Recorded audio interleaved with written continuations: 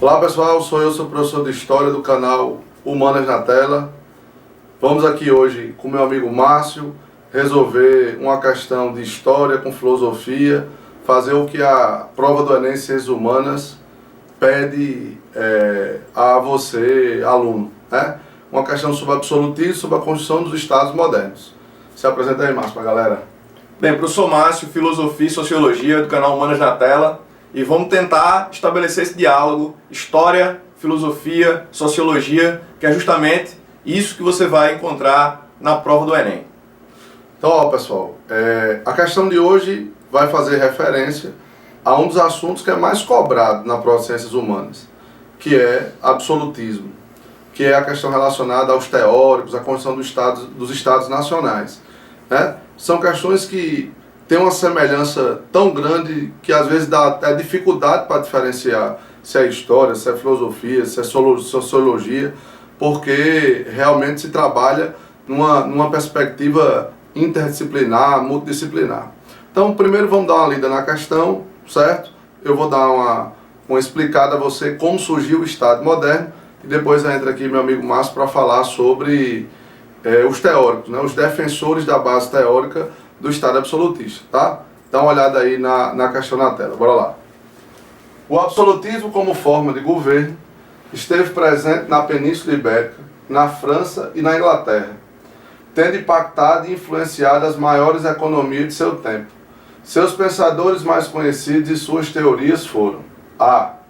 Nicolau Maquiavel e sua teoria de que o indivíduo estava subornado ao Estado. Thomas Hobbes, criador da teoria do contrato. Bossuet e Bodin, que defenderam o rei, era um representante divino. B. Nicolau Maquiavel, teoria do contrato. Hobbes e a teoria da supremacia do rei como representante divino. Bossuet e Bodin, que defenderam a subordinação do Estado, do indivíduo ao Estado. C. Maquiavel, Bossuet e Bodin, cujas teorias só se diferenciaram na aplicabilidade teológica, bem como Hobbes, que preconizou o indivíduo como senhor de seus direitos. Letra D. Maquiavel e Hobbes, que conceberam o contrato social. Bossuet, que estabeleceu o conceito de individualismo primordial, e Bodin, que defendeu a primazia da esfera governamental. Então, pessoal, preste atenção. O que é que você tem que saber relacionado ao nascimento do Estado moderno, né? Primeiro, vamos orientar você cronologicamente. Final da Idade Média, crise do período medieval, crise daquele sistema marcado pela descentralização política, né?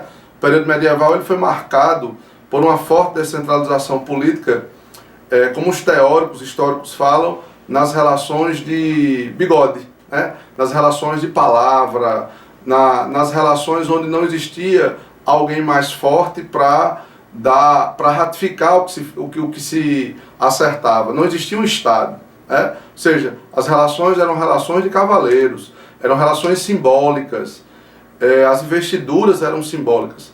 Então, o período medieval, a história ocidental da Europa, ela é uma história marcada pela descentralização política, pela relação de vassalo, de suzerano. E esse modelo ao qual eu acabei de fazer referência entrou em crise. Ele entrou em crise e essa crise tem alguns fatores. Podemos dizer que o fator inicial para essa crise tenha sido as cruzadas, né? O movimento cruzadista, que tinha 3 pontos primordiais. O primeiro, a questão religiosa, a retomada da Terra Santa. A segunda, uma decadência, uma crise do sistema feudal, acabou provocando a necessidade dos nobres de buscar terra em outros lugares. E o terceiro, que era o deslocamento demográfico, já que a Europa estava com uma população muito grande, né? O que é que as cruzadas ajudou? A reabertura do mar Mediterrâneo, o contato com Constantinopla. Resultado disso, dentro da Europa, 2 movimentos primordiais para a crise da Idade Média. Primeiro, renascimento comercial. Segundo, renascimento urbano. Aí você atrela isso a uma crise da igreja, que vai desembocar na Idade Moderna com a Reforma Protestante. Você atrela isso à peste negra, que vai diminuir a população da Europa de forma muito grande. E aí, o que é que se percebe? A necessidade de uma organização, porque a burguesia crescia, a burguesia tinha a necessidade de ter um só imposto, de ter uma só moeda, a burguesia tinha a necessidade de uma organização melhor para o seu comércio, e aí você acaba percebendo a necessidade da criação de um Estado, né, que são os chamados Estados modernos. Então, a criação do Estado absolutista, do Estado moderno, ele vai vir da influência, da necessidade de uma burguesia atrelada a um poder de um rei, que foi tão desprestigiado no período medieval. Então, veja, o Estado moderno, ele vai nascer da união de um rei com uma burguesia. Não esqueça essa classe burguesa no início da Idade Moderna, porque essa burguesia ela vai estar presente na formação do absolutismo, ela vai estar presente na expansão do protestantismo calvinista, vai estar presente no renascimento, no papel do mecenato. Bem, essa burguesia se apoiou em teóricos, em filósofos, e para isso, meu amigo Márcio aqui vai falar sobre os teóricos que ajudaram a construir o Estado absolutista. Exatamente. Além desse contexto histórico, social, cultural, nós vamos ter alguns pensadores que vão elaborar teorias políticas que vão legitimar o absolutismo.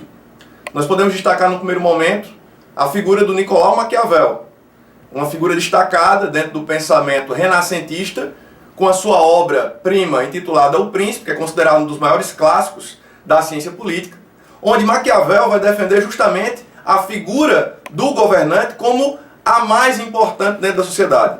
O príncipe, no caso, o governante, o grande representante do Estado, ele é o pilar fundamental dessa sociedade.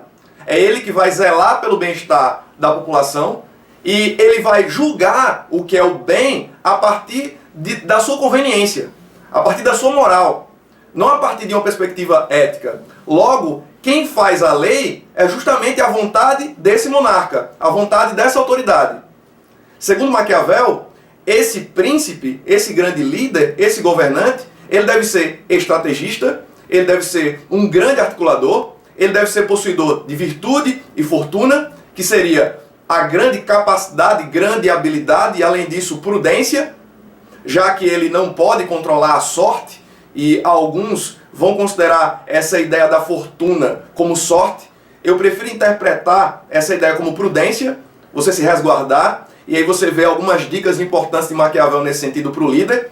Né? Seria perfeito se ele pudesse ser amado e temido, mas diante da impossibilidade de ser as duas coisas, se ele tiver que fazer uma opção que seja temido ao invés de amado.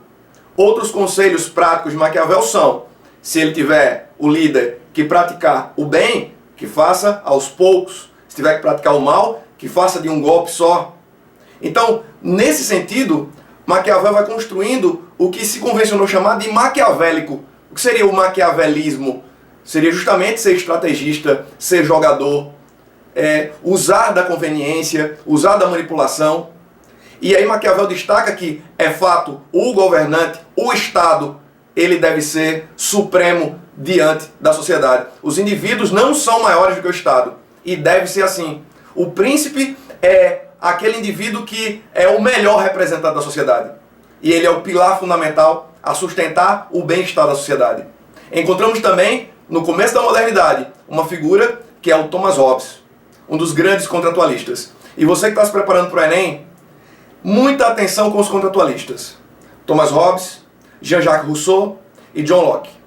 Nessa questão, vamos destacar o Thomas Hobbes, que é justamente o pensador que vai, na sua teoria, na sua obra fundamental, O Leviatã, defender justamente o absolutismo.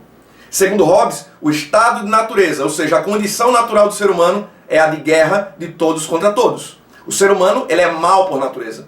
Logo, a maneira de amenizar esse mal que há em nós é constituindo uma instância maligna maior do que o próprio ser humano. Seria o Estado com poder ilimitado, com poder absoluto. Essa é a maneira de fazer a sociedade funcionar. Segundo Hobbes, o que caracteriza o ser humano não é apenas a maldade, não é apenas a guerra, é o medo. E quem pode garantir essa segurança e que pode neutralizar essa maldade que há na natureza humana é justamente o Estado absoluto. Enquanto Jacques Bossuet e Jean Baudin vão defender uma outra linha para justificar o poder absoluto.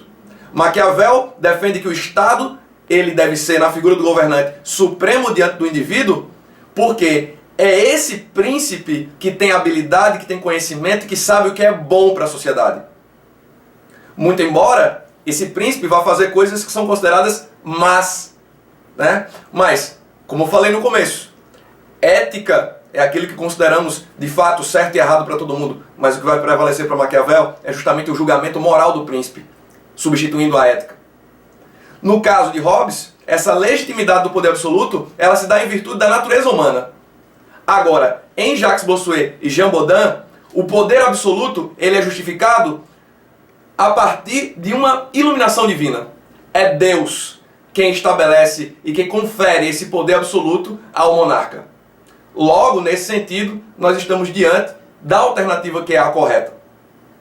Como a gente pode perceber, a letra A ela expressa justamente o que acabei de explicar e o que o professor Rafael acabou de contextualizar. A letra A coloca Maquiavel, com a sua teoria de que o indivíduo estava subordinado ao Estado, Hobbes, criador da teoria do contrato, no caso o contrato social, e Jacques Bossuet e Jean Baudin, que defenderam que o rei era um representante divino.